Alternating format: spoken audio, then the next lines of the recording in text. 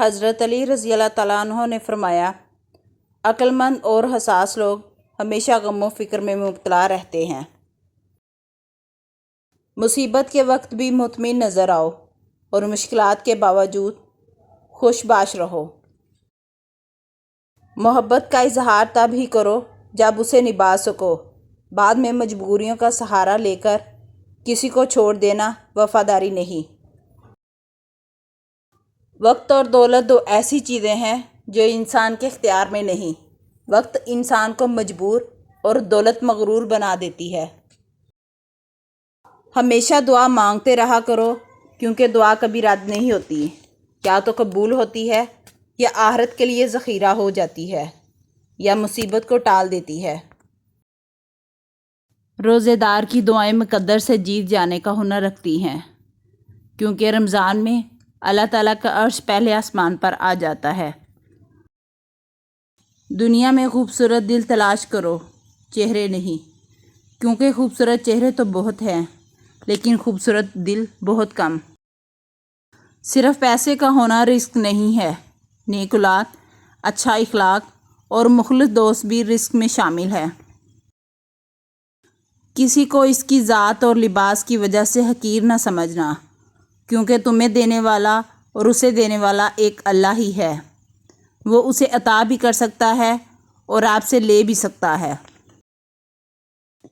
انصاف کرو ورنہ یاد رکھنا، حضرت صالح علیہ السلام کی اونٹنی کے قاتل صرف 4 لوگ تھے، مگر غرق پوری قوم ہو گئی، کیونکہ باقیوں کا جرم خاموش رہنا تھا۔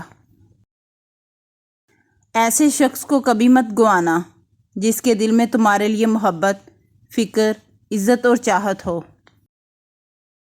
کنجوس شخص کتنا بد نصیب ہے کہ دنیا میں فقیروں کی زندگی گزارتا ہے اور قیامت میں امیروں جیسا حساب دے گا۔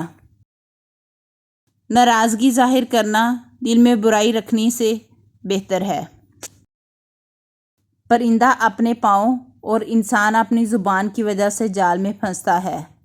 گفتگو میں نرمی اختیار کرو، کیونکہ لہجے کا اثر الفاظ سے زیادہ ہوتا ہے۔ اچھے وقت سے زیادہ اچھا دوست عزیز رکھو، کیونکہ اچھا دوست برے وقت کو اچھا بنا دیتا ہے۔ دولت مٹی کی طرح ہے اور مٹی کو پیروں کے نیچے رکھنا چاہیے۔ اگر سر پر چڑھاؤ گے تو قبر بن جائے گی۔